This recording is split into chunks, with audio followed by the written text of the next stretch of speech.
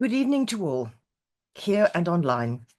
I must first of all thank you all at the Mellon Centre for British Art, notably director Sarah Turner and organiser of events Ella Fleming, for hosting this lecture and making possible both in-person and virtual attendance at a collective memorial to the British artist Judith Tucker, whom we all mourn so deeply. We begin as we must with some painting, or more precisely a close-up of one painting that I knew had to be my starting point the moment I saw this painting by Judith Tucker down the long corridor last summer in the Hampshire venue of Hackleberry Fine Art, where in the Central London Gallery in the summer of 2023, Judith Tucker had exhibited Nothing Was Here, was all open to the beach, as you can see, it was in the window, and four newly created charcoal drawings from an archive of photographs from the 1930s of the same site as the painting you've seen before, which we shall explore in a minute. A Full Day Out for Next to Nothing, the title of this work, and I shall explain the titles in a moment. When I saw this, I'd moved in close and was arrested by this luscious area of painting. I wanted to open up this lecture at the easel, as it were, with a recent painting, but also with painting itself.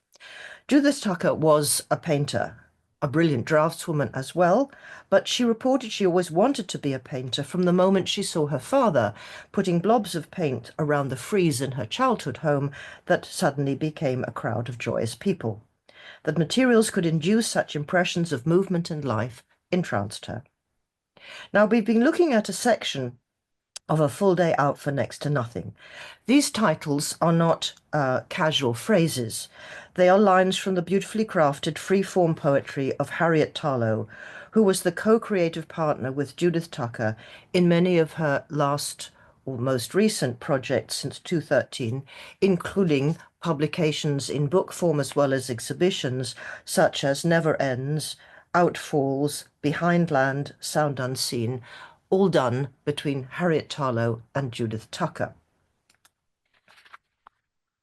They created special book forms for the publications, including these beautiful concertina juxtapositions of word and image. And so we go back to this one. Now, many of Judith Tucker's projects were created with Harriet Tarlow, and they devised ways of juxtaposing, as I've shown you, paintings and drawings and poetry. This doubled aesthetic form was reproduced in these various books, so that words become part of that field when exhibited. And when the poetic fragments are used as titles, they do more than poetic work. They become the register and product of this unique project of two artists working side by side in their own aesthetic modes that was also visually presented, as you could see, in word and image installation. Now, let me go back to this painting itself. A series of gestures making marks with pigments in a medium oil create an image of what we read as a tall tree silhouetted against a sun-infused, probably late afternoon sky, in a place that glories in expansive skies. It's a specific kind of tree, a poplar. Being an art historian, Claude Monet comes to mind and is quickly exiled again. These trees are local to a county in the northeast of England, Lincolnshire. At this magnification, treeness gives way, and I am lost in a fascinating maze of brushstrokes and marks that are transformed from mere botanical specificity by the other key element of painting, colour. This is not describing anything, rather painting is creating the effect of light by means of bold, materially evident pigments and applications of mixed colours. As an effect, colour appears to bite into the tangled mass of the darkened leaves and even darker branches, kissing their surfaces with gold, dissolving the space between foreground and background, eroding the boundary between the painted tree and the physically striated areas of canvas that stand for a sky streaked and shot through with still golden light rays from an invisibly setting sun. The whole painting, A Full Day Out for Left to Nothing, therefore, is an evocation not only of a place but of a time, a rather fleeting time of day. It is not twilight, and we're not witnessing a full drama of sunset. Coloured materiality captures a delicate transition and pauses us, holds us forever, at an evanescent moment of diurnal change in a specific place, only made visible by the painter's time-stilling marks and material textures. Suspending us at the moment of subtle transition registered by the metamorphosis of the coloured leaves, we begin to think. It's not just that the painter observed the trees being turned black against the yellowing sky while its leaves are being bleached into liquid gold by the intensity of the invisibly setting sun. It's a momentary effect, an effect of a moment held for us to see, both to ponder the captured moment and to wonder as its visual evocation through painting. Visual pleasure surpasses the logic of the explanation of the creation of such an effect, but it does have an affect. It has a strange affect. This is not necessarily a perfectly calm or comfortable affect. So we'll come back to that in due course. But where is the burning tree in Judith Tucker's evocation of place and space? Where are we now? The tree was on the Lincolnshire coast, where a cluster of ramshackle buildings and a caravan nestle in a hollow surrounded by trees, while pale grasses indicate an unseen foreground. And finally, its placeness is shifted into space by this straggle of waving grasses, also turned silver in the fading light. Where are they rooted? Where is the painter standing? Where are we therefore looking from? A full day out for next to nothing, hide away and why destroy a thing of beauty. These are titles of this series of paintings, poetically distilled by Harriet Tarlow from conversations overheard, invoking invisible inhabitants whose presence we surmised from glowing lights within. Yet such titles do not secure the scene to a meaning as anchors according to Roland Barthes' theory of the semiotic function of the title. Tarlow's distilled poetics introduce voices, memories, subjectivities of unseen occupants of holiday chalets that Tucker the painter recreates as troublingly uncanny dwellings. Both the waving grasses and the abrupt falling away of the painted foreground imply this unseen spot, the place where there is a full day out for next to nothing, a beach, a coast, on the edge. And this gives the paintings their edginess. It's also a critical aspect of Judith Tucker's painting and drawings that make us constantly ask, where are we seeing from? Her final work, left on her easel, revealing the latest processes in her work, belongs to the most recent series, some exhibited in a show she curated called Entwined, Plants in Contemporary Painting, 2023. As we look at these unfinished paintings, we see revealing new directions versus the earlier work. This ongoing series of paintings of the pioneering salt marshes of the Humberston Fitties, in the Tetney Marsh area, consider plants that are both vulnerable to the level of sea rise, but also help to protect the land from flooding. The work is intended to be seen in conjunction with the paintings called the Fitties. The Fitties are the salt marshes of the cottages. They work together to explore human and more than human worlds in microcosm and juxtaposition, touching on the play of light, time and colour, uncanny transformations after dark, notions of vulnerability, resilience, and reclamation. And here we see some of these paintings now exhibited again with the poetry of Harriet Tarlow.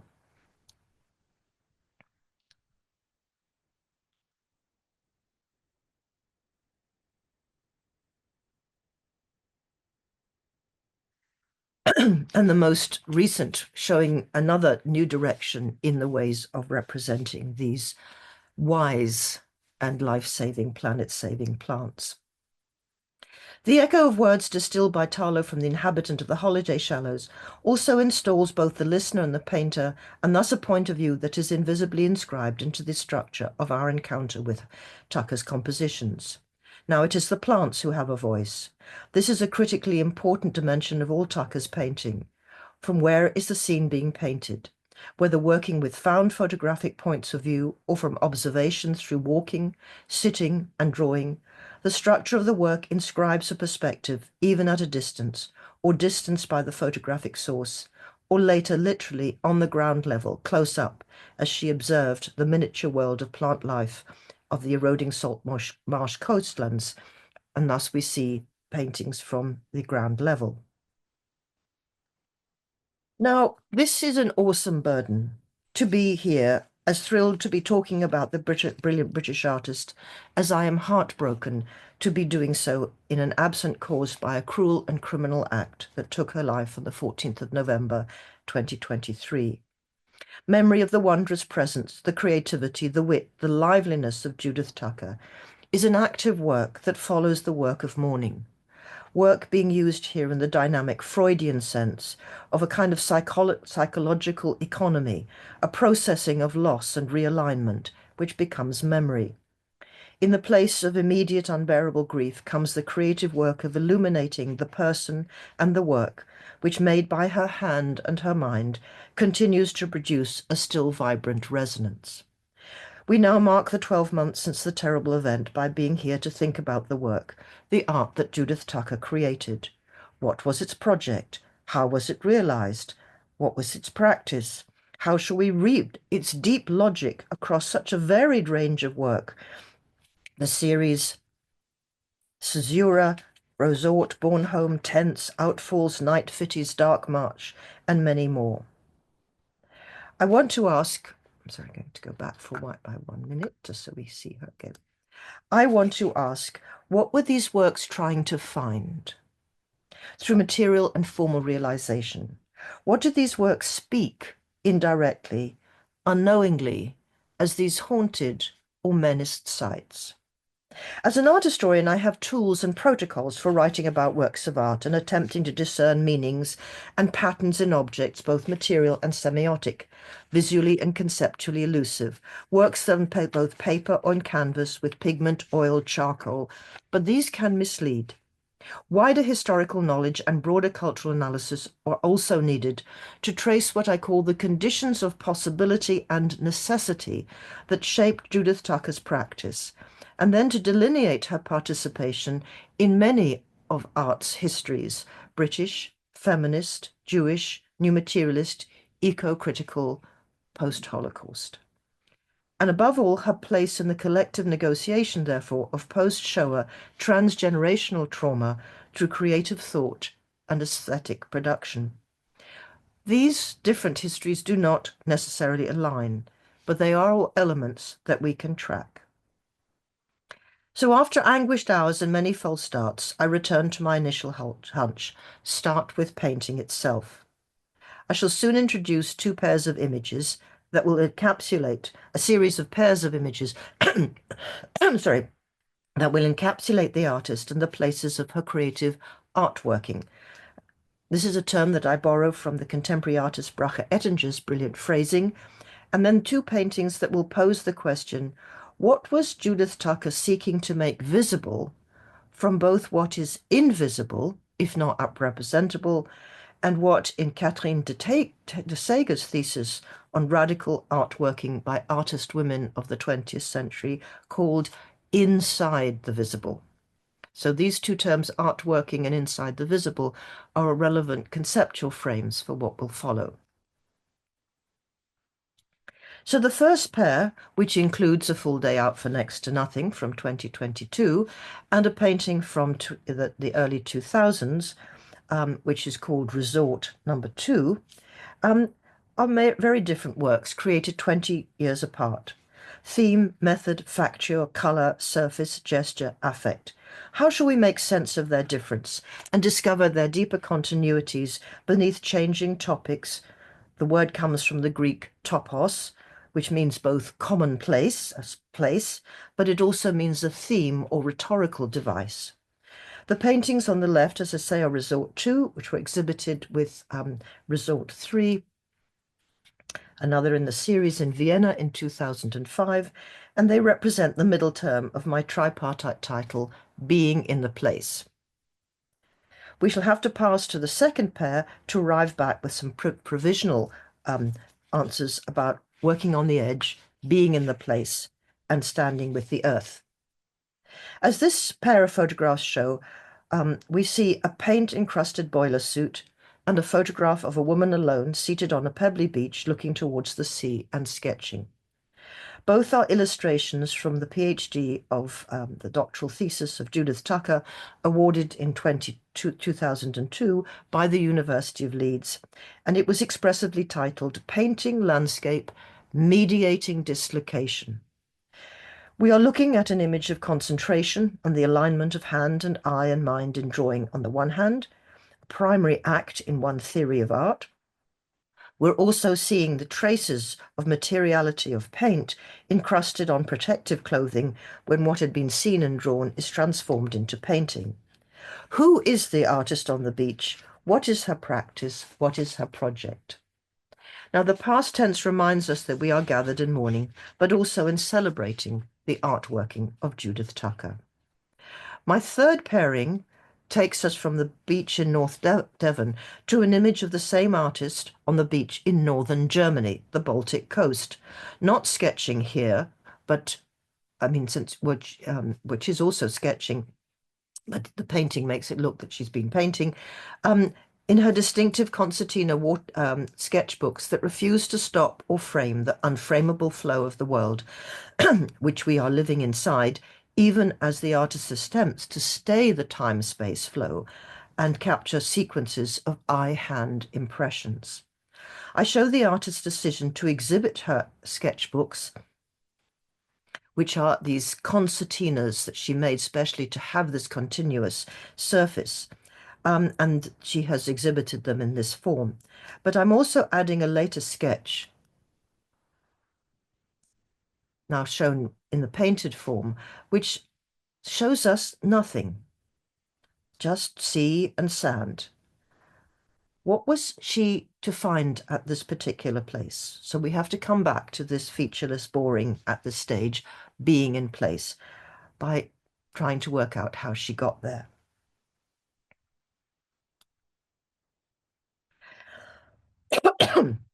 We can plot out a trajectory from gestural semi-abstract storm and drang painting of wildness in her post-student days exhibited in London in the 1990s. This takes us then to her body of work entitled Caesura, undertaken for her MA and her PhD at Leeds at the turn of the 21st century. Another photo on the beach, the edge, the rocky coast of Devon, traces of her, shows us, will produce traces of her response to literally to the geology of the coastal area on the edge, where obviously continents broke apart and exposed their inner workings. But she tends to use the horizontal orientation that reappears in the charcoal drawings from the early 2000, that also, a project that also produced this 30-foot, 9-meter drawing exhibited at Longsign's Galleries, Bretton Hall, between 2000 and 2002. Now, unfortunately buckled by lack of stretching and framing, it was unrolled on her studio floor in May this year, 2024. It is an astonishing work that may not be restorable in terms of flatness, but if not, the undulations might add dynamism to its quality as a continuous piece of drawing, echoing the folded edges of her concertina notebooks. We still seem to be in semi-abstracted geological vision of the earth and the edge, and in the classic orientation of landscape as a genre, which is horizontal. But we need also to see her color palette at this time. In paintings that translate or correspond with this formal vision of limitless extent, or folding, or meeting, or disappearing, or hiding, or reappearing, these images are from her thesis, and I'm afraid do no justice to the magical alchemical surfaces that create inner luminosity and movement. There are also, these are called unfold and traverse and reflect. And there are also notebooks, colored notebooks, their actual folding attempting to cover the ceaseless movement of iron hand and reveal the deeper archaeology of these natural forms as at once molten, flowing, and melding. But who is the artist on the beaches of southern Britain who later sat on the northern Germany's Baltic coast? So let me remind you of some basic biographical details. Judith Tucker was born in Anglesey, North Wales, to the experimental novelist Eva Steinecker, then Eva Tucker, and John Tucker, an academic philosopher. She was raised in North London and possibly also spent time in Canada. Judith Tucker completed a BA in Fine Art at the Ruskin School of Art in University of Oxford, 1978 to 81, the first cohort to be fully members of the University of Oxford. She was at St Anne's College. From 1986, she was teaching to 1997. She taught art at King's College School in London and looked at a lot of contemporary and historical painting. But that is not enough. What of her family?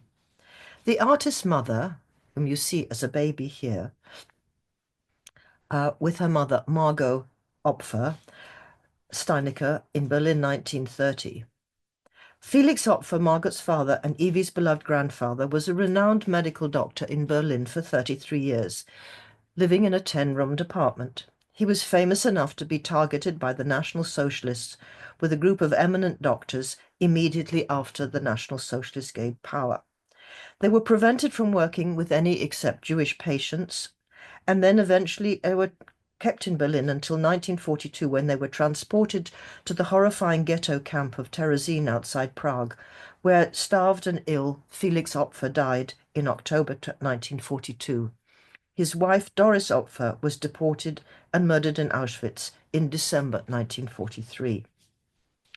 Judith's grandmother, Margot's husband, Otto Steinecker, was a German political radical, a communist, a peace activist, who managed to use his Quaker connections in Britain to get his wife and baby Eva to Britain in 1938. Hope of all reunion was crushed when he was tragically killed by Allied bombing in 1945. Judith and her two younger sisters, Sarah and Catherine, thus grew up between lost but remembered and linguistically transmitted worlds, haunted by the terrifying fascist genocidal system their mother and grandmother had escaped, but their beloved grandparents, great-grandparents, had been murdered, by whom their beloved great-grandparents had been brutally murdered. This could become relevant only when the pall of silence that initially enveloped such atrocious histories was publicly pierced with novelists and writings and death testimonies and films, which grew in number after the 1980s, when wider philosophical, historical, sociological, and aesthetic engagement with the impossibility of grasping, let alone representing this event, encountered the compelling necessity to find a means for processing, both societally and individually, the legacies of racialized industrial genocide, which was, however, transmitted in different ways to the survivors or the children of the survivors. The trauma wordlessly shaped the subjectivities, those it shadowed, through what was theoretically acknowledged as transgenerational transmission of trauma. In her return to writing after a long pause as an experimental novelist who was well known in the 1960s, Eva Tucker was inspired by her daughter's confrontation with a still shapeless burden of a mostly unspoken past. Using her daughter's paintings as covers, Eva Tucker then wrote of her own childhood and refugee experience that produced an intense need to become English and to overlay and displace the void of what was not yet named.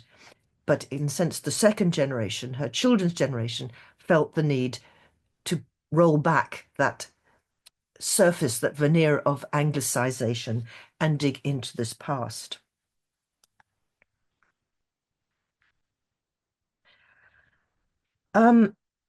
I insert this past that could not yet be taken on by Judith, so we need to plot her early career after graduating from Ruskin as a painter and earning her living by teaching while consistently exhibiting and doing commissions.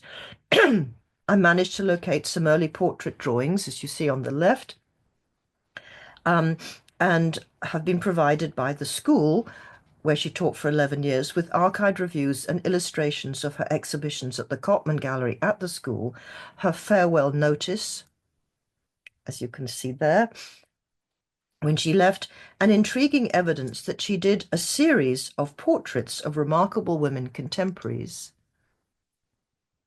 These are her paintings of the time, but the remarkable series of portraits of then very young but remarkable women, such as Sue McGregor, Veronica Wedgwood, Valerie Singleton, Jane Glover, Pamela Tudor Craig. And this report indicates that she was exhibiting at the Groucho Club with artist Pandora Mond, her lifelong friend from Ruskin days, and also at Borough House, Hampstead. Judith Tucker mentioned in one account of her early history a critical encounter in 1988 at the Tate Gallery with a retrospective curated by Richard Cork of the Whitechapel Boys painter of wilderness landscapes, David Bomberg. She writes, I stood in front of a group of late David Bomberg landscapes. I felt as if I inhabited this place that he had made 40 or 50 years previously. I looked at those marks, some traces of struggle and awkwardness, others apparently effortless responses to what he had seen. Bare canvas shining through in some parts, other areas thick, loaded with paint, sometimes one confident thin layer in harmony with the next of similar tonality, edges sharp and then unexpectedly smeared in, one colour dragged over another so that the two operated simultaneously upon the eye. I think for that moment I wanted to be him, his eye, his mind, his arm and hand, all inextricably linked. What was it about the work that made me identify with him? Why did I feel compelled to paint landscape at the end of the 20th century when there are so many other ways to represent? It was not that they were images of landscape. It was that they were painted landscapes. After seeing those works, I have never used another subject matter.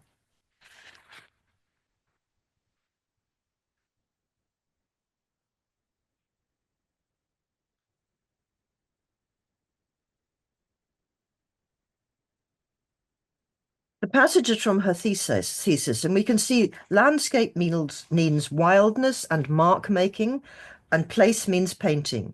Painting is not of a place, but the place.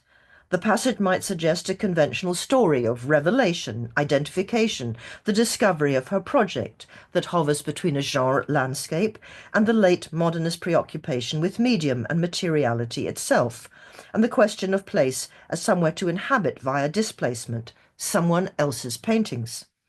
This was reprinted in an article written in 2007, where Judith Tucker recalls that moment in 1988 and adds, so now in 2007, as I look at Bomberg's paintings again, I think of other matters. I imagine and project why this urban child of immigrants from the East End of London might have chosen to travel to wilderness and paint it. I respond not only to the materiality of the pieces, but to a certain melancholy affect, and I imagine that I am able to sense both the audacity and the need which drove him to go to all those locations, and make his own places out of them. Making places inflected affectively by melancholy, the subject position of that child of immigrants, the invention of a place borrowed from elsewhere, are all very significant markers.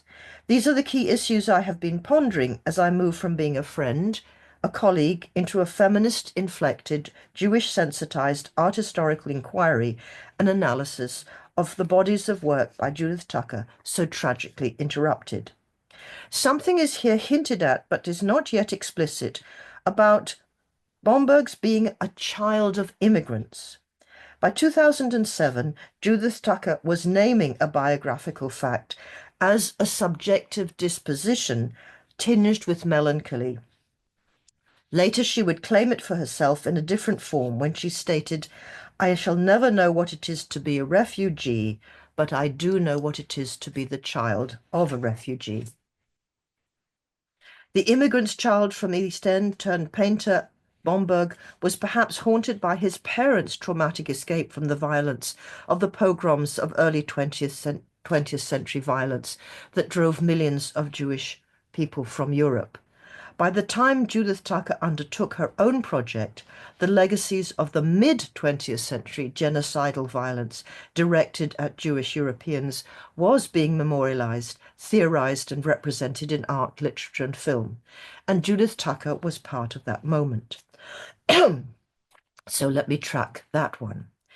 Judith Tucker left her London teaching post to undertake an MA in Fine Art 1998 to 9 at Bretton Hall, Yorkshire, a college of the University of Leeds, set in landscape and famous for its arts, education, music, dance, and fine art.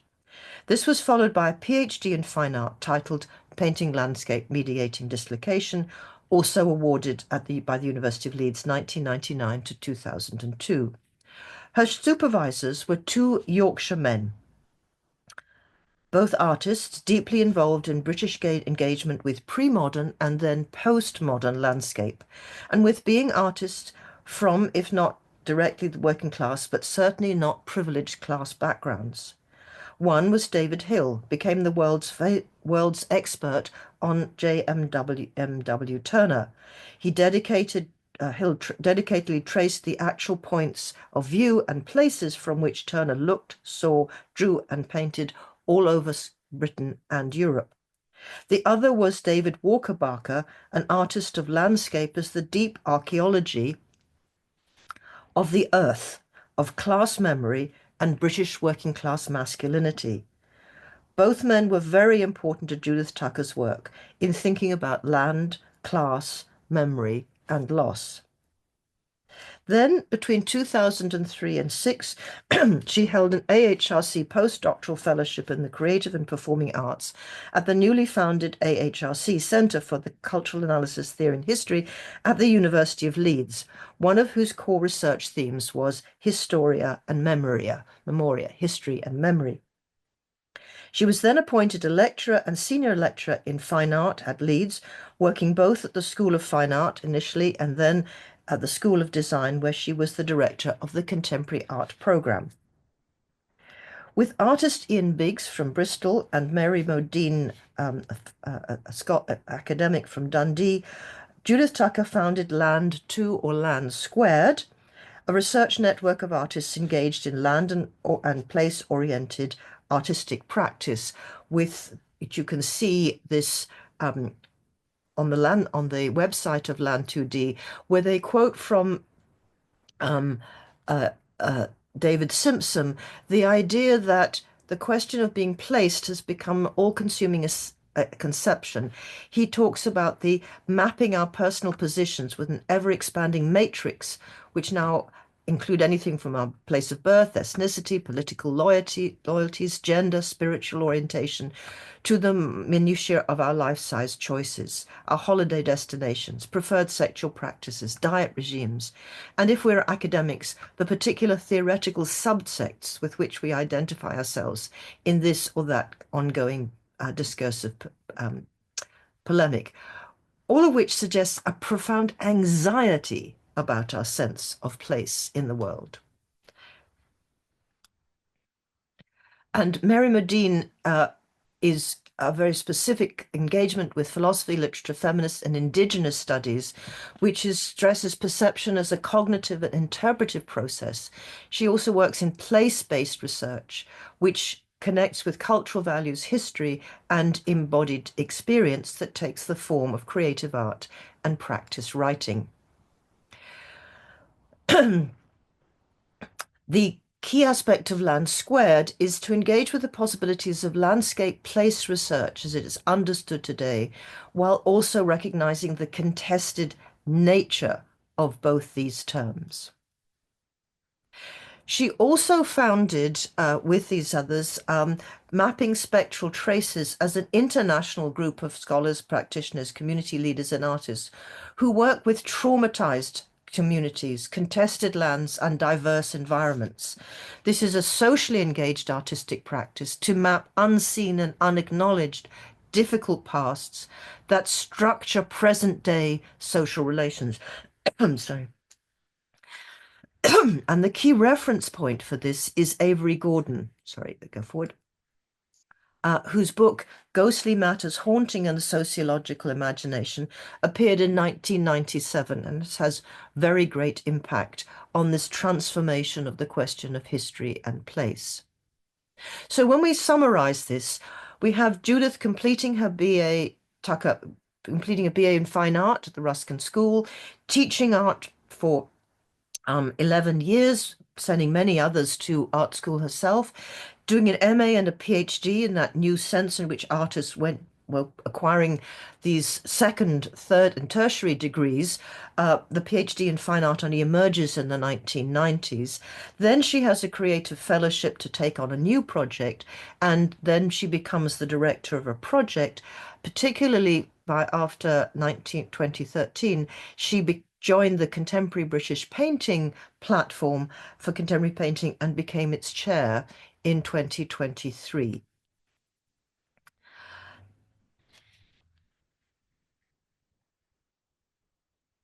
So I'm showing you now a kind of series of the catalogues of her works, which will indicate to you the nature of the differences from the caesura works, which you've seen some of, which arise from her work on the edge, to the work of resort, which involves intense being in the place, going to somewhere in the past, and also participating in a kind of expanded study of place and memory through what I call migratory aesthetics, where you can see here's an exhibition I curated at the University of Leeds in 2007, which includes a lineup of artists, including Judith Tucker. And you can see, and then moving on to her collaboration with Harriet Tarlow in the engagement with the dark marshes and the planting of plants. Now, I'm going to pick up on a relationship between resort and the paintings that I first showed you of the edge of Lincolnshire. So let us start with this pair. A richly coloured images of an object, a strange object here, that I will explain in due course, that seems to be emerging out of a kind of a fold, a chiasma in the landscape that combines sea and sky with an energy. And on the right-hand side, a completely different palette, a much more precise, descriptive representation of landscape, an effect, a time of day. So how did you get from one to the other? What are we seeing? Where were they painted? What does the painting on the right represent? And what relationship can it have to what is on the left? One is on the Baltic coast of Germany, the other the coastal salt marshes of northeast Lincolnshire, one of a strained striped barred object in sunset colours, and the setting sun to a group of beach homes, their lights already punctuating the early twilight. So I'm going to call this section Traumatic Delay and Return. I'm going to talk about the moment of the emergence of concepts of transmitted trauma and transgenerational memory, and show how they're mediated by the transport of trauma that is the family photograph album. So the first series, Resort, was developed after her PhD, was developed after visiting the seaside town of Albeck, North Germany, which was inspired by photographs in her family album from the early 1930s. This is about 1933, which provided the catalyst for a body of work. The date is significant as shortly after 1933, as Jews, her mother and her grandmother and her missing grandfather would not have been able to visit this resort, for such public spaces were banned under the National Socialists' fascist racism. The photographs are amateurish snaps of a family relaxing on a beach in bathing suits. And behind them, you can see a certain structure. This structure is a particular feature of the beaches of Holland and of Northern Europe, which are a kind of protective beach basket that you can sit in. As you can see people sitting in there. And here are some of the photographs, again with the straight-on figure of the Margot and Evie sitting in the beach basket. Here, the whole family together, taken by somebody else on another holiday. And here, Evie sitting, making sandcastles with these in the background. Now, as she writes, here's a landscape. I wondered what kind of place this was. What was the landscape like that they were looking at? What would it feel like to be there now? I resolved to visit and work in that tourist landscape. I knew from the outset there would be no physical site of a home to be found. I was not searching for a home or roots. So this is not a going home.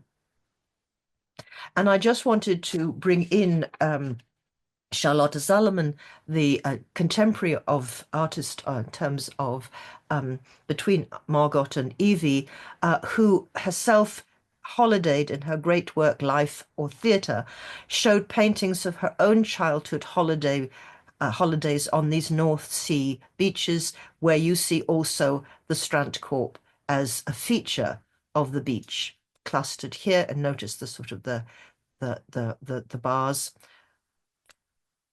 Here is the historical burdens. Here is Theodore Adorno in one of the beach baskets, the Strandkorb with the extended legs.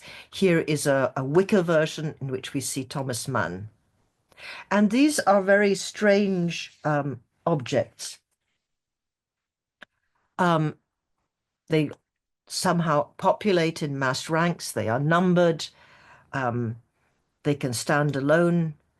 They allow you to stretch your legs, and underneath the cushions are boxes where you can store things. You can have a table for your drink. And of course, these can also be locked to protect your own personal belongings inside. They come in different shapes and sizes. Some are striped bright navy blue, some are gray, some are red. They are come in every sort of way, but they do form a very strange object. And here Judith describes them. These hybrids, when she's got, this is an illustration from the catalogue of this body of work. These hybrids between beach hut and deck chair offer the possibility of a momentary shelter. Yet standing empty on the beach, they have a melancholy timbre. Although they do not set out any formal boundaries of their own, in being situated on a beach, they are located on the boundary between land and sea. These structures fluctuate between offering a sense of being places of protection and in their very deficiency becoming almost mawkish ciphers of vulnerability. Huddled together in groups, they take on an almost anthropomorphic quality, providing me with a resonant motif for my work. They could be thought of as objects of ridicule, a combination of kitsch and camp, a combination of kitsch, camp, and nostalgia, comfortable chairs from which to experience the sublime. And from this encounter, Judith created the series of paintings which were exhibited from Resort all the way to Resort 8 across Britain and in Europe. And I love the idea of this sense of being in places of protection, mawkish ciphers of vulnerability, becoming a resonant motif for my work, but combining kitsch, camp, and nostalgia, and being chairs from which to imagine people imagining themselves experiencing the sublime. Sorry, the sublime being, of course, edged in European memory, and particularly German memory, by Caspar David Friedrichs, for instance, his painting Monk by the Sea from the early Romantic period, or through the late 19th and early 20th century modernism of the Norwegian painter Edvard Munch. But they all involve looking out to sea, and that is the space of the sublime, whereas Judith is going to focus on these chairs. This becomes the resonant motif, and we need to track how and what it is. And we can see here across a different kinds of painting that come out of her caesura work, out of the color palette of her caesura work, but that will change. Let me just slowly take you through them. These are large-scale paintings, and what you're seeing is paintings from the original photographs, right? But turned into monumental images in which the Strandkorb and its occupants become the topic of her gaze. Therefore, they have the photographer's gaze, the Otto Steineker's gaze. These are presented in this large-scale black and white drawings, but also large-scale paintings. And what is fascinating to see these is how, for instance, in this one here, this element of the photograph, which is a close-up direct shot, is twisted slightly and now floating in a colored space that has lost its geographical fixity. This one becomes a monumental image punctured by these wonderful color areas. And this one, a kind of image emerges out of the gloom with strange and unnatural illumination. Now, after Resort, which we will come back to in more detail, I just want to show she went to another site of the family's photographs, to Bornholm in island in Den Haag, where she worked on the traces left in the forest of the monuments, the fortifications that had been built during the First and Second World Wars. Sorry, my not being so efficient here. And then in 2008, she went to another place based on the photographs taken of holidays. You can see Evie is now much older. She's learning to swim. And this is a place called Friedrichrode, which is in the Thuringian forest. Now, Thuringia, or Thuringia, has become the first state of the German Federation to have a right-wing government, as it saw in the last elections.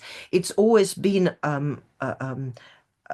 it was always a kind of more sympathetic to the Third Reich, and it is the place in which the German Olympic diving team practiced in 1936 for the Olympics that took place that year, which includes a diving sequence that you find in Leni Riefenstahl's infamous film Olympia. And their mother and grandmother had holidayed there, and it was this set of photographs that Judith picked up, including archive photographs of the building of the diving boards, and here of this strange image of Evie learning to swim with this disturbing element there. Now, I'm not going to talk about tense, but as you can see, these images are extremely dark, completely different palette, and with, again, fascinating angles of vision and compositions. Now, what is going to make possible this phase of Judith's work are the theoretical context, critical interventions, and it's the moment of post-memory.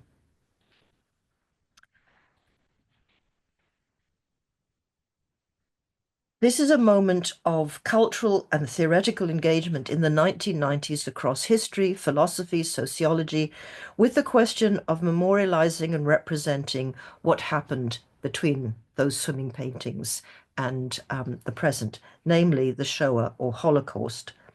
And it also involves a rereading of family photographs, the raising of the family album to being a topic of cultural analysis, for whom the first writer is Julia Hirsch, writing in 1981 about family photographs, content, meaning, and effect.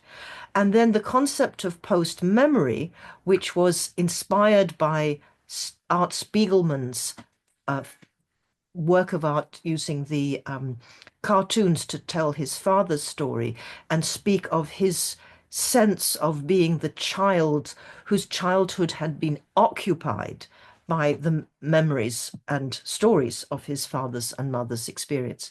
Now, this is taken up by Marianne Hersch, who writes in 1992 the generation of post-memory, writing in visual culture after the Holocaust, and then theorizes particularly the role of photography, in which is the transmission by photographic means through these preserved family albums of a past that then shapes the memory of the children growing up in the households surrounded by this lost world. And so she calls it photography, narrative, and post-memory, and describes it as post-memory describes the relationship that the generation after bears to the personal, collective, and cultural trauma of those who came before.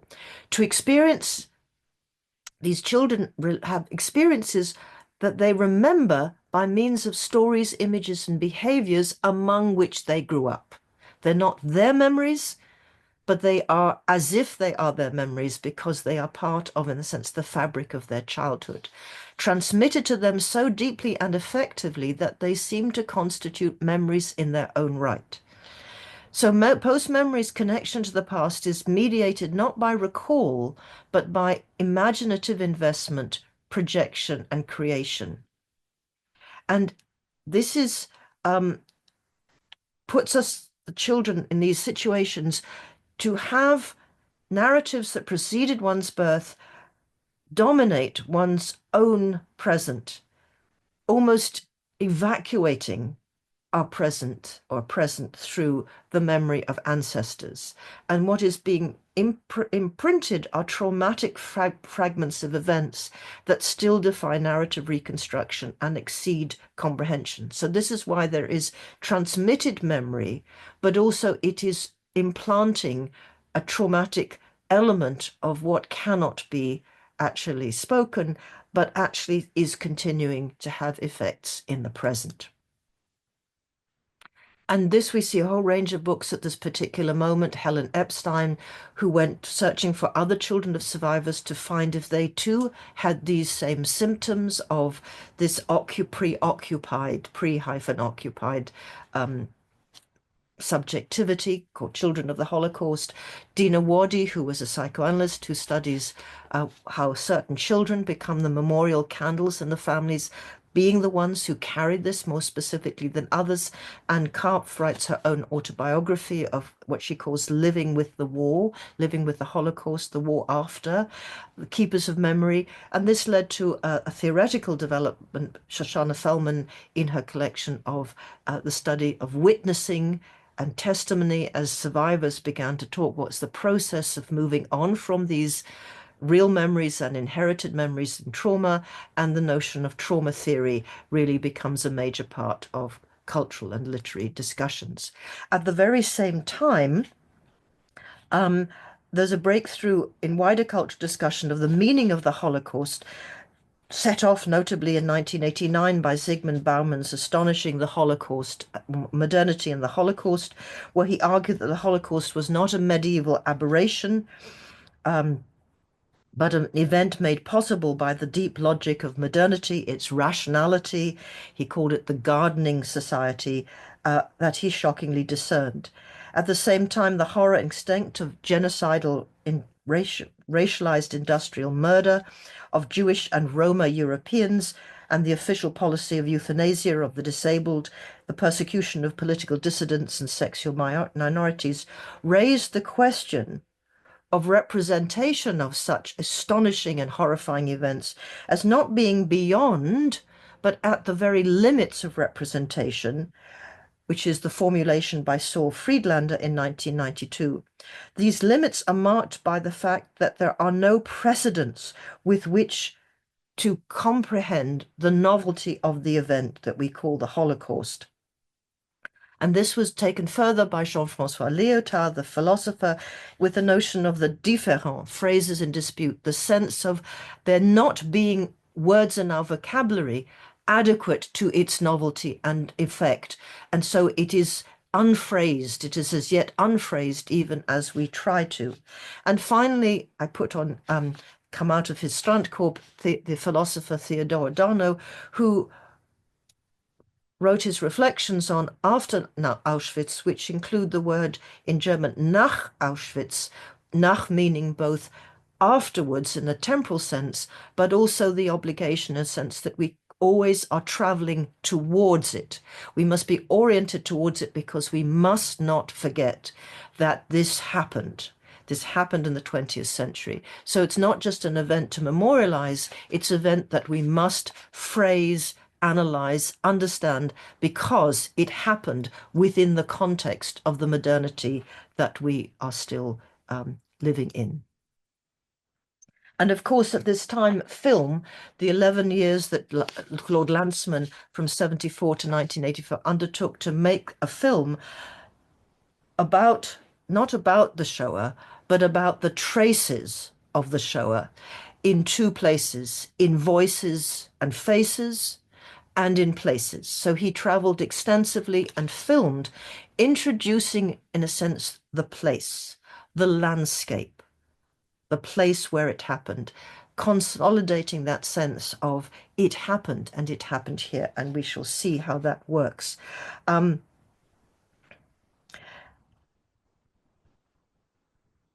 Art is coming out of this mirror is addressed to and solicits a spectator whose relation to what is materialized and offered to vision by art involves the internal orientation of perspective at what a point of view that is happening within the space of the work and is external at the point of encounter. So we can begin to see what kinds of questions were posed for painters taking up landscape, engaging with this sense of post-memory of transgenerationally transmitted trauma. The questions then become very significantly about how paintings themselves will be constructed and move. So as we move from her caesura paintings to this, we will find echoes of these questions. How would this be phrased visually?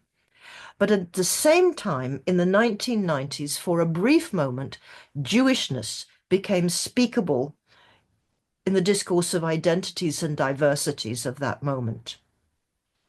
And we can see this in a conference that was called Modernity, Culture and the Jew, inspired in part by Zygmunt Bauman's, an event in 93, a book in 1998, organized by Brian Shatt, Laura Marcus, you see. And then Linda Nochlin and Tamar Garb collected and edited a collection called The Jew in the Text, Modernity and the Construction of Identity, looking at literature, painting, and photography. And then in 1995, at the Jewish Museum in New York, a very daring exhibition called Too Jewish, which looked at the emergence of Jewish identity in contemporary art, challenging Jewish identities, articulating them. And on the cover is a work by Deborah Cass, called My Yentl, my Dutch double Yentl. She did a work in honor, or sort of in respect, shall we say, of Andy Warhol's My Elvis, but it was Yentl, the figure of a woman who dresses as a man in order to be able to study, acted by Barbara Streisand, a wonderful and brilliant film. And in England, the exhibition curated by Monica Baum-Dutchen and Vera Grodzinski, called Rubies and Rebels, Jewish Female Identity in Contemporary British Art, explored much the same thing, bringing together a range of artists and discovering how many of the contemporary British Jewish artists were themselves children of survivors. And this relates to the extended work of the brilliant art historian Monica Baum-Dutchen, who really changed the landscape in the 1990s, first with her exhibition 1905, Art After Auschwitz, Responses to the Holocaust in Contemporary Art, an extended study of those. Her focus on the work created by women, particularly Rubies and Rebels. She wrote brilliant biography of Marc Chagall. She also organized in 1998 the first exhibition of the work of Charlotte Zalman, Life or Theatre, at the Royal Academy, and joined with various people, myself and Michael Steinberg included, in a collection, an edited collection of papers around that moment of exploring this encased specifically the sense of how we work with the work that is made before Auschwitz, but by an artist who is killed in Auschwitz. And then most recently, she's been looking at the legacies and experiences of migrants and refugees in Britain as under this rubric of insiders, outsiders.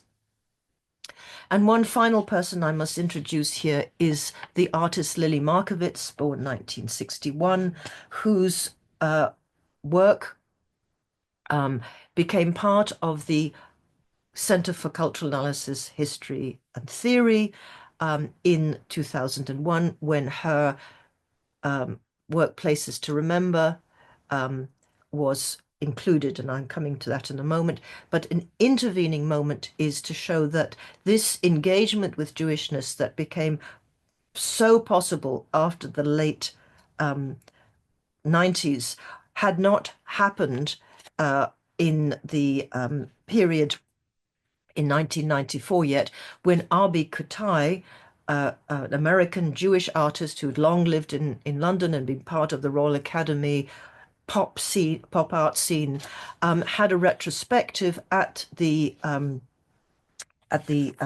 Tate Gallery, and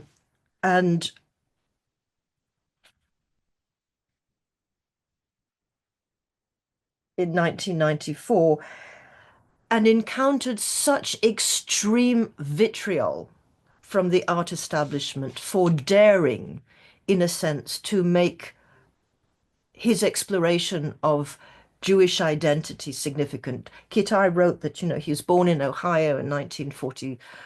I remember this, 40, in the 1940s, and talks about the sense of while he was learning to play baseball, 6 million Jews and more Roma and disabled people were being systematically murdered by the National Socialist system, and how would he ultimately come to term with it? So this is one of his paintings, If Not Not, which, as you can see, is a very complex kind of biographical painting across history, which does include the gaping mouth of Auschwitz Birkenau's train entrance as its reference. So he felt that his wife died from an aneurysm from the horror. His Sandra Fisher was also an artist of the kind of anti-Semitic attack he was subjected to, and Kitai left. And I wonder, did Judith Tucker visit these shows, and did it offer another pathway to landscape and figuration and history, but that enabled engagement with or a necessity to return to the place? Judith also acknowledged in her thesis the impact of this exhibition of landscape painting by Lydia Bauman, who was the daughter of Zygmunt Bauman, born in Warsaw into a Jewish-Polish family, but forced to escape from Poland in 1968 to escape the state Semitism that deprived Zygmunt Bauman of the right to work. Lydia Bauman's exiled family eventually settled in Leeds. She studied fine art at Newcastle and art history at the Courtauld, and Judith Tucker was drawn to two passages that I had written of Lydia Bauman's paintings, exploring the question of how you could be a landscape painter in this postmodern era. And I called it the poetic image and the field of the uncanny. And these are two quotations that Judith picks up and uses for herself. One, which is the postmodern condition of uprootedness. That means that landscape is now a changed territory, not the homely, but the unhomely, and that singular testimonies are the ones that will enable us to unpick it, and that landscape is an imaginary space, and it's a way of imagining our place in the world, and yet landscape is what is other to human beings. It's trees and fields and sea and beach, it's nature, and yet that can nonetheless become a sublimated self-portrait. So with these elements, Judith Tucker was going to go to the paintings that she makes when she is in the place. This is the third section. So we recover this particular image and begin to explore why Judith had to go to the place she saw in the photographs of her mother and grandmother at the Sebat, the seesaw resort of Albeck. Why then, however, having gone there and sat on the beach, does she paint from photographs?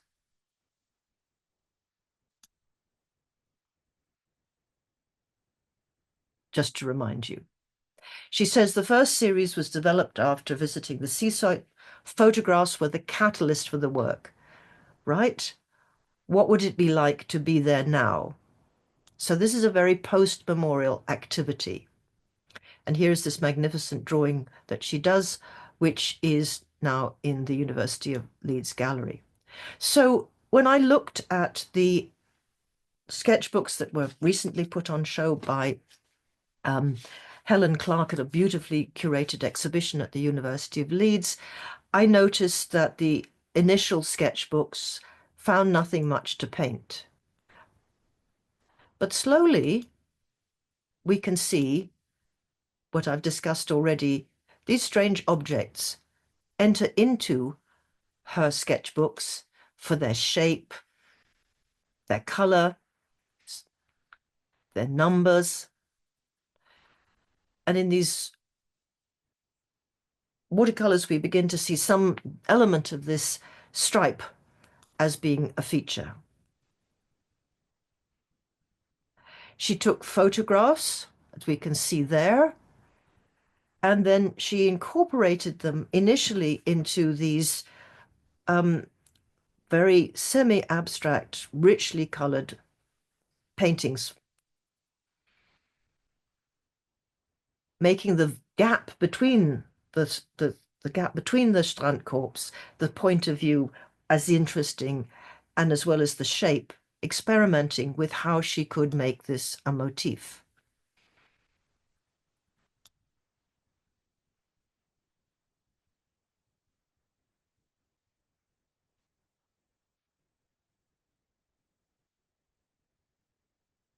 And so we come to the pair that I showed to start at.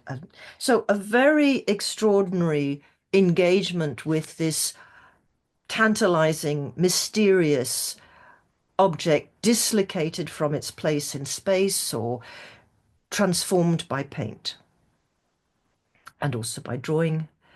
But also then we get towards something which is a good deal more finished, more specific, more like a portrait of one of these single chairs.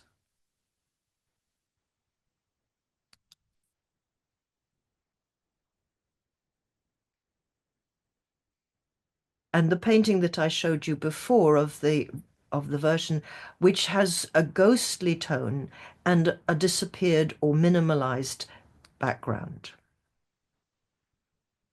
So here we have the three of them in things, including this work that I've already asked you about. And that is the one I'm going to concentrate on now, because it came back into visibility and discussion in November 2024.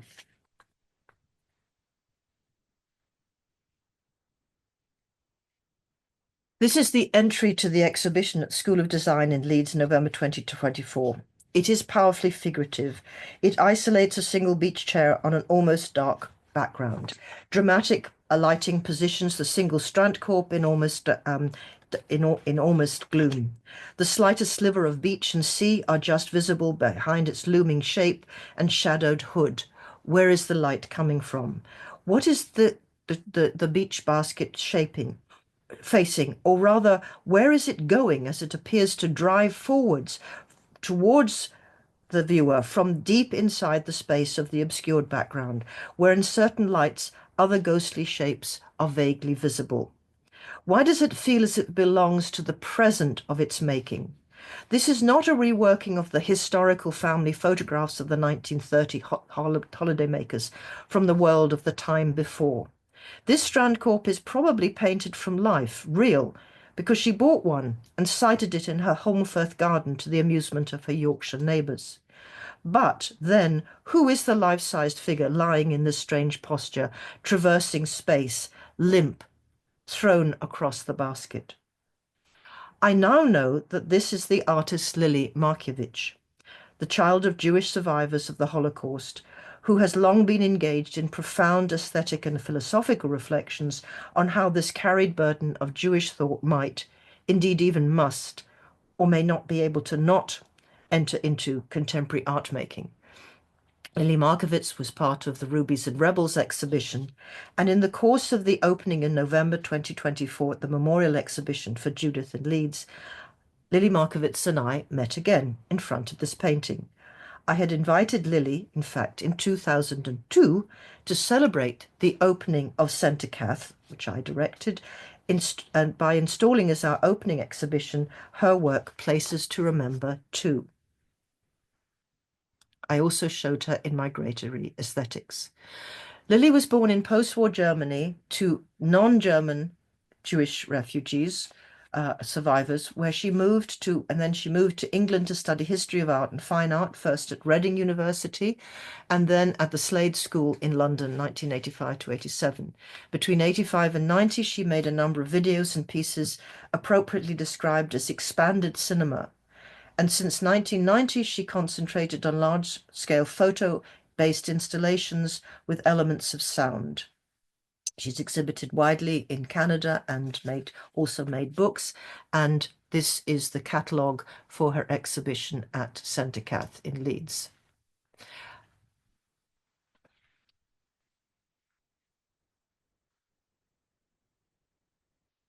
So what was installed in the cavernous Parkinson court, Lily installed a visibly temporary structure, a cabin as it were, whose metal construction supports were visible on the outside.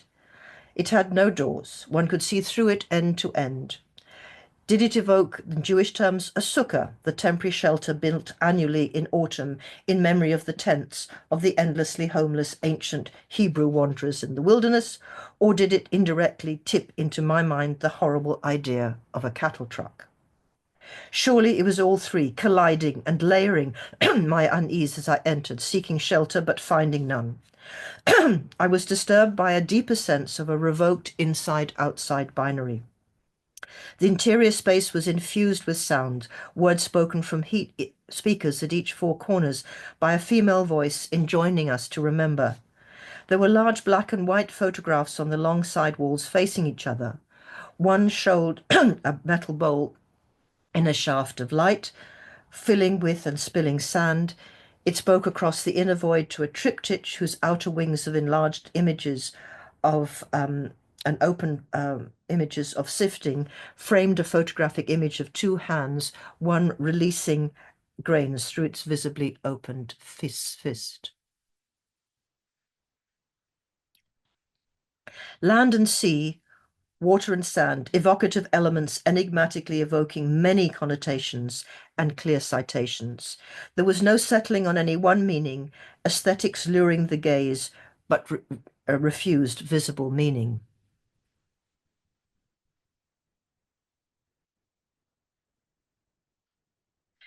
Lily Markievicz and her elusive work was the key interlocutor with the emergence of Judith Tucker's travels to the place and past via the family album of preserved memory and through being in the place herself, with Lily Markievicz, who travelled with Judith to Aalbeck and later the Danish island of Bornholm.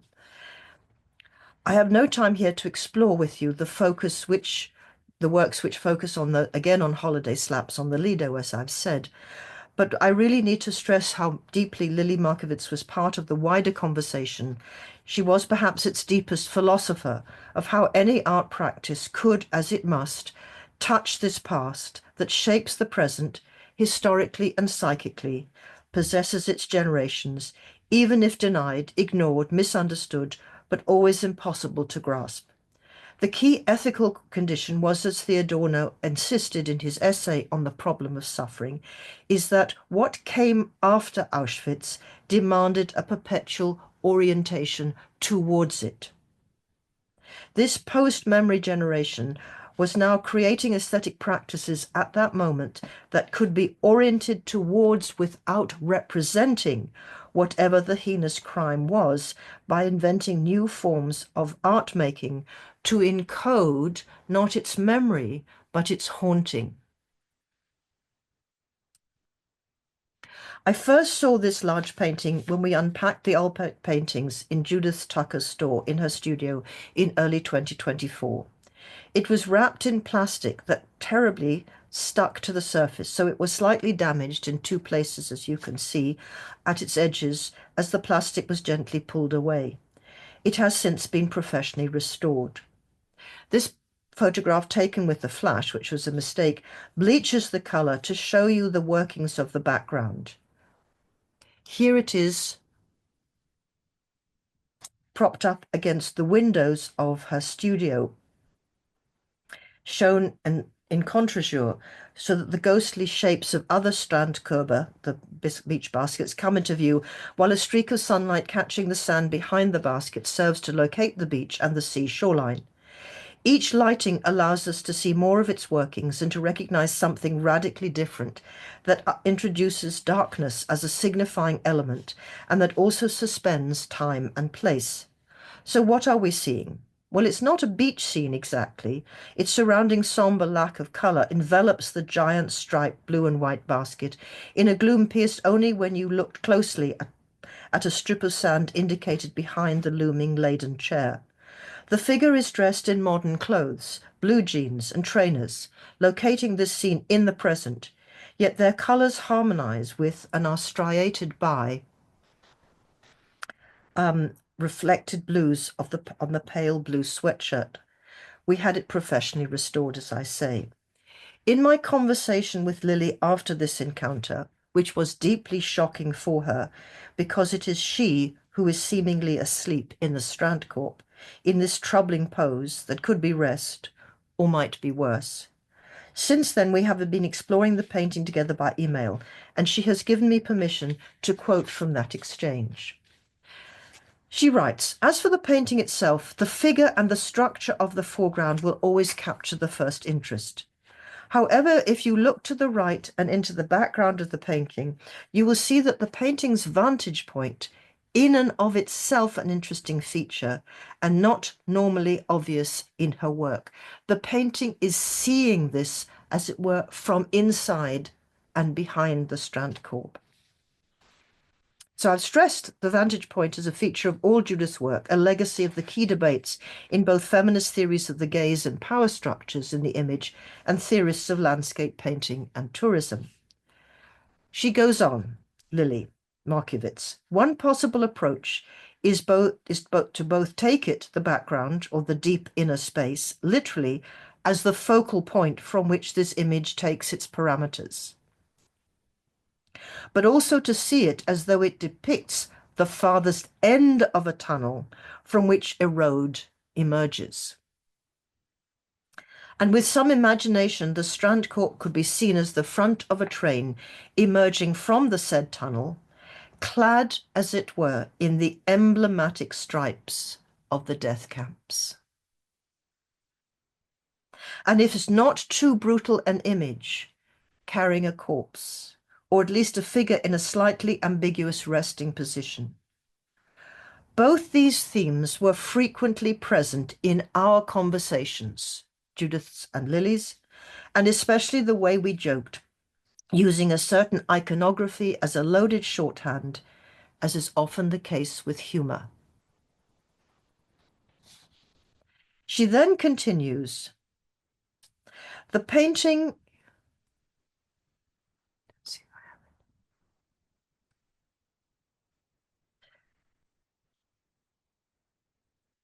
is not just an iteration of Jude's growing obsession with the Strandkorb, but being a portrait of me, it is an attempt to capture Lily Markiewicz, the person.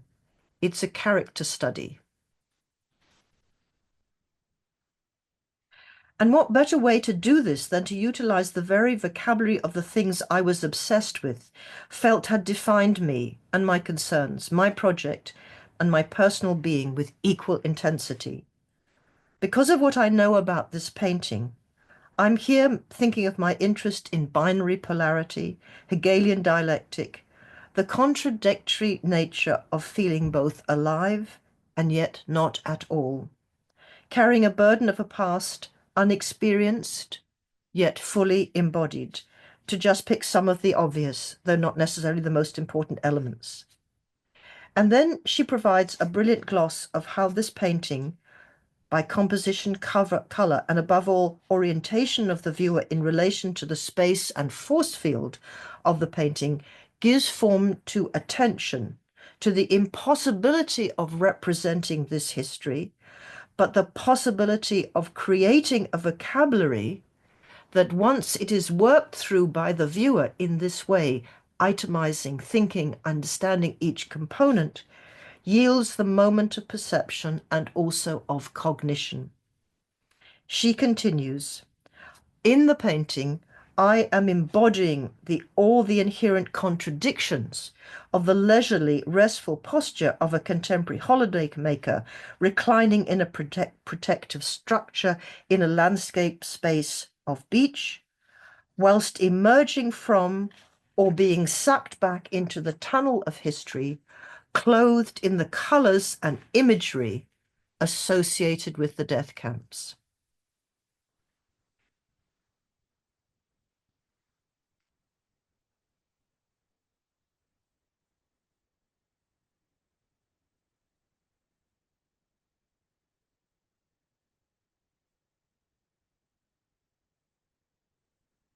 The reclining position, unusual as it is for the Strand Corp's architecture and accepted use, might be echoing the contorted postures of heaped corpses and the appearance of the color red in a predominantly blue, white, brown color scheme may be more than just a compositional accent here.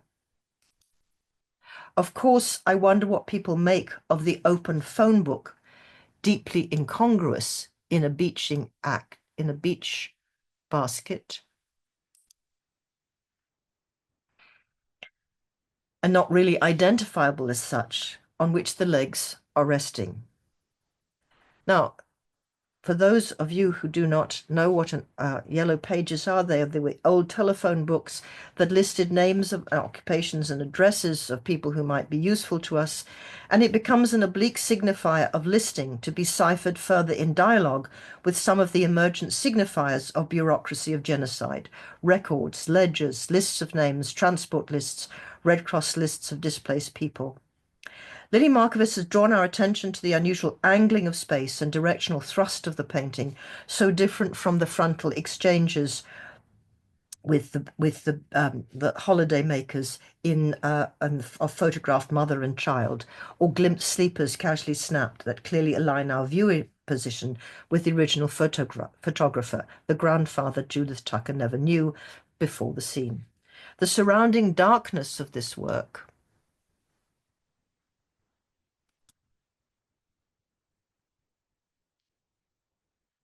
we are discussing in the center, and the oblique angle of the chair generate an inner force within the painting, projecting the Strandhawk towards the surface of the painting, as if arriving, and into real viewer space with inexplicable light falling on the striped hood and the cushioning interior, the pale face of a strangely, distressingly slumped, lying figure, inert, as if thrown in the basket. In any analysis of this very calculated composition and its rectangular projection into space behind the basket that might, for the moment, as Lily indicated to me, flash up the shape of the interior of a cattle truck, the transport that signifies the mass murder whose unprocessed after effects, even in generations born to its survivors, both Lily Markovits and Judith Tucker were, in their different practices, seeking to reformulate in aesthetic vocabularies. These vocabularies had to be invented neither to express nor to exorcise, but to tip into the visible what could, however, not be visualized. Indexed obliquely by evoking the by then 1990s and early 2000s familiar signifiers, their work sought to convey the haunting horror within the everyday. That means devising a calculated articulation of every resource specific to one's medium and practice, with some of the deepest philosophical questions posed to those living with the Holocaust and after Auschwitz at a level that prompts or necessitates aesthetical and conceptual attention.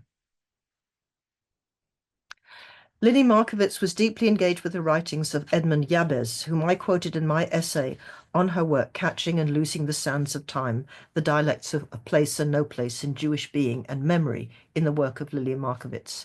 And this is Jabez. We cannot approach the whole by way, we cannot approach the whole except by way of the detail. We can only approach a little bit, a certain totality that isn't one. The grain of sand makes us aware of the sand. The handful makes us ever more slightly aware of the desert. But the desert you cannot embrace, the desert in all its entirety all at once. You can only enter it through a grain of sand.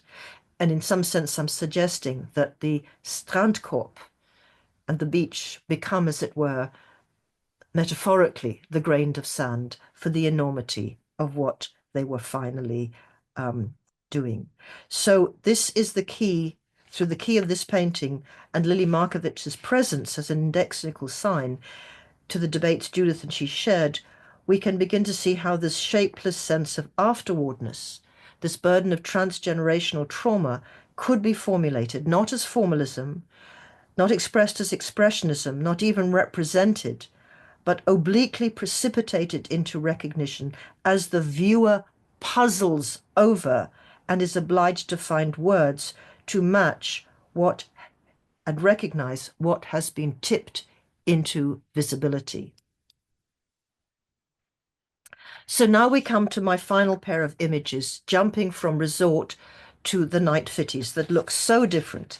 We are not in Germany now. We are not directly engaged with any signifiers of that place of horror and tragedy and violence. So we are now on holiday homes on the featureless sea and flat sands of the northeast Lincolnshire coast near the Humber estuary, not far from the famous seaside resort Cleethorpes.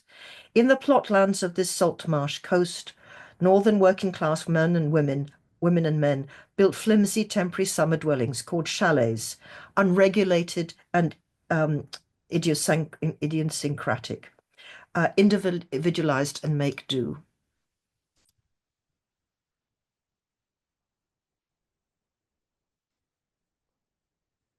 These are the Humberston fitties, fitties being a local term for these marshy lands and sand dunes. Permanent residence is not permitted. They are just holiday homes, although some people do stay there longer. As was her custom, Judith Tucker sat on the beach and drew the meeting of dunes, the grass, and the huddles of chalets. These works, as I've said, created in a creative project with Harriet Tarlow, fully theorized and documented in terms of a discourse of ecological fragility, climate change, eroding coasts, hoping for rescue from wise plants, is a final phase in her work. Harriet Tarlow and Judith Tucker embedded themselves in the very working class communities around Cleethorpes for a major project. Yet having undertaken the archaeology of her practice, I am going to suggest that these paintings also register a deeper haunting in the British landscape. This is because perhaps I have spent 20 years puzzling about the cultural registration of the Holocaust in the visual arts and film, designing and teaching a module called From Trauma to Cultural Memory, the unfinished business of the representation of the Holocaust. It may also be a result of having worked with Max Silverman between 2007 and 11, where we directed a research program to the vast network of what we called the concentrationary universe, not the death camps, but the concentration camps that were the symptomatic location of the structure of totalitarianism, German and Soviet, in the mid-20th century, that operated side by side with the very few short-lived but devastatingly destructive extermination camps, of which Auschwitz II, Birkenau, has become the symbol. At the intersection of the concentrationary and exterminationary lie the dismal photographs of rows of level huts.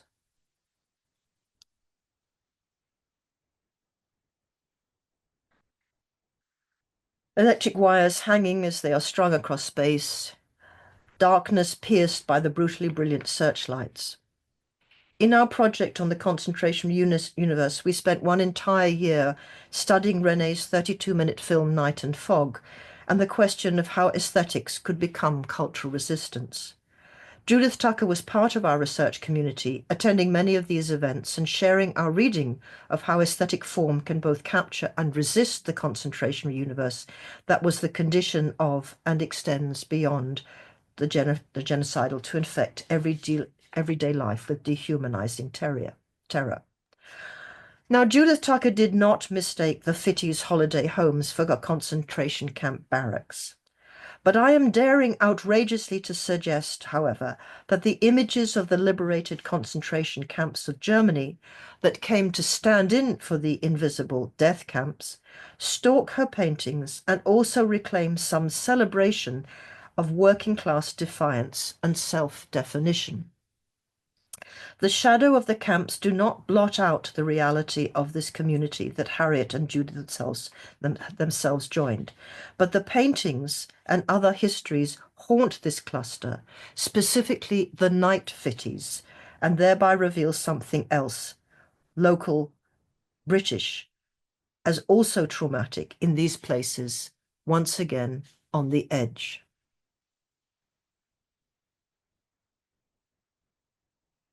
I draw your attention specifically to this scene.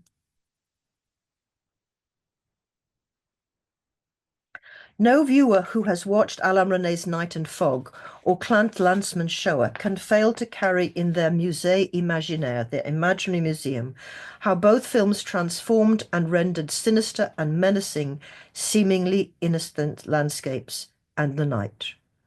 Recall the opening scene of Shoah with the telling phrase, a child survivor, Simon Srebnik, as Simon Srebnik is taken back to Chelmno. He wanders, gazes at the now transformed site of grass and trees, save for the brick markers of the outlines of the disappeared barracks and crematoria. As he looks, he says, yes, yes, this is the place.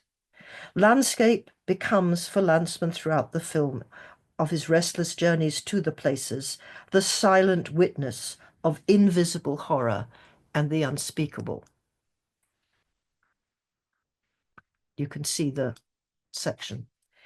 And then let me remind you of the opening of René's Night and Fog, the most terrifying and famous film that explored the concentration universe. Here are the first scenes with the words of the poet Jean Cayrol. Even a meadow in harvest with crows circling overhead and grass fires. Actually a reference to Van Gogh. Even a resort village with a steeple and a country fair. Even a village fair may lead direct to a concentration camp. So this movement across the landscape that discovers the wires and then goes into it. And he also uses in the film the particular scene from a first film made in 1948 by the Polish filmmaker Wanda Jakubowska called The Last Stage, which I think also makes me ask this question, why the night fitties?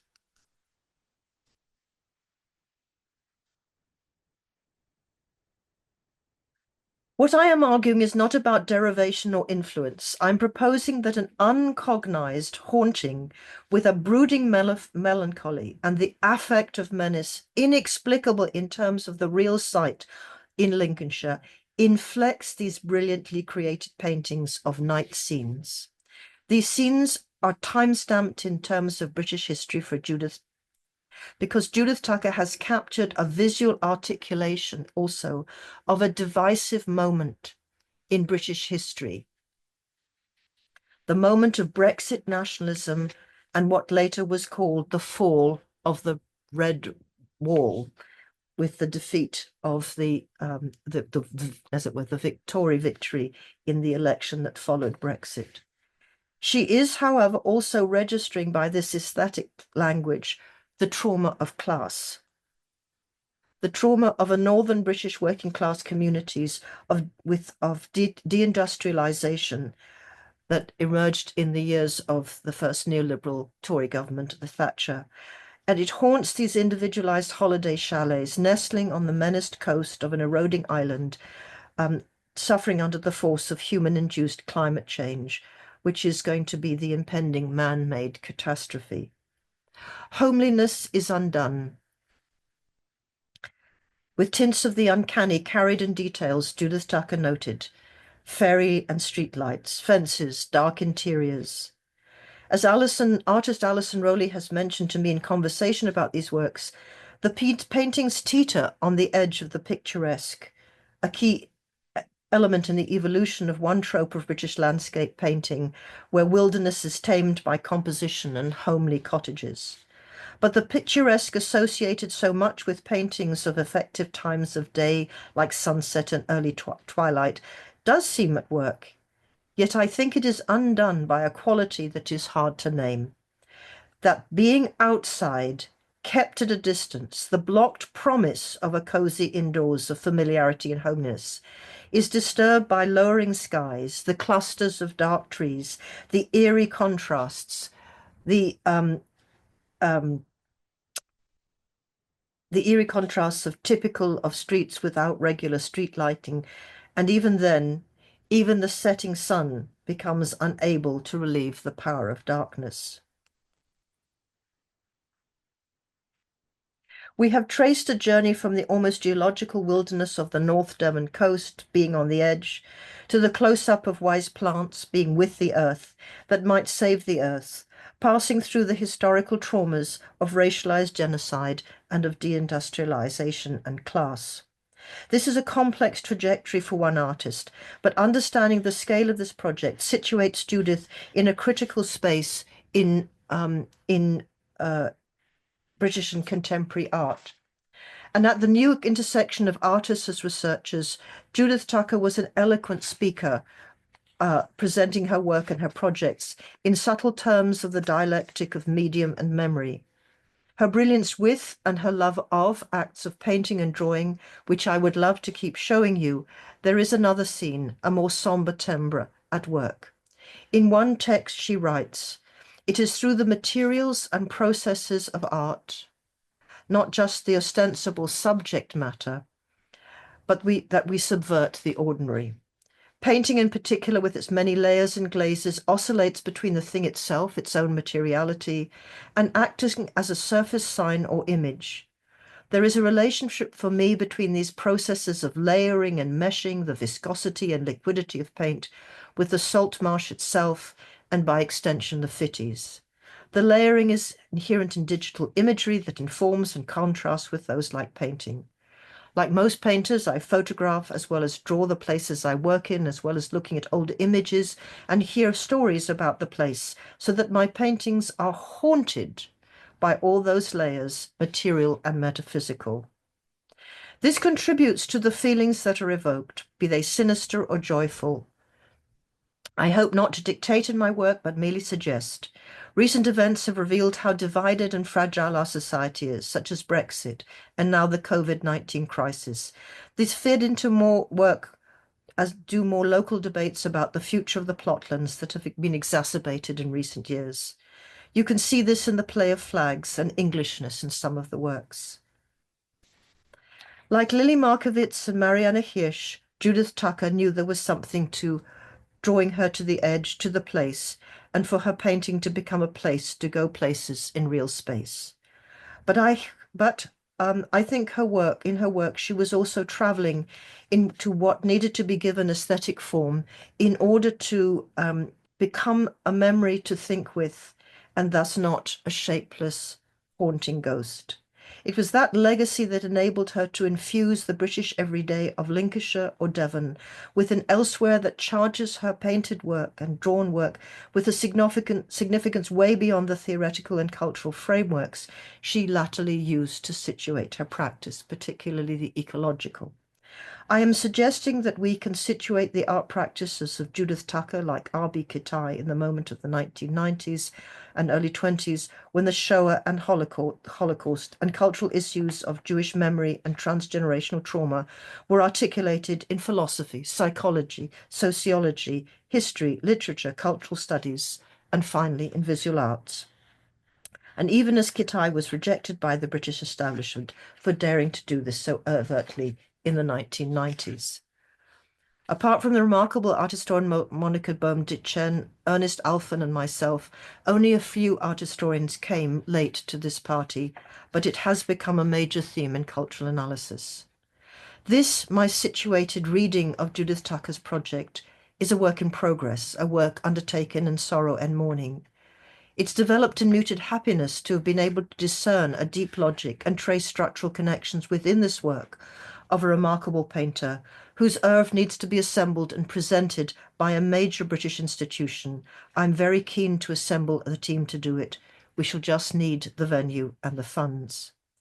Judith Tucker's trajectory from on the edge to in the place to being with the earth articulates a very deep engagement with the dialectic of place and displacement, with catastrophe and mass death, that is now about our shared vulnerability and precarity on this menaced planet, and even the beautiful community of the Hubmaston Fitties, who welcomed Judith and Harriet as co-residents, could not disperse as she became a painter via these chalet cabins and the sun-gilded poplars of a major crisis in British society and planetary life.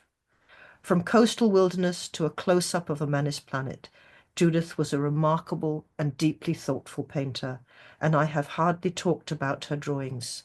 There is so much to do, and this is just a beginning. Thank you very much for this wonderful opportunity, and I hope this is going to be the beginning of many discussions.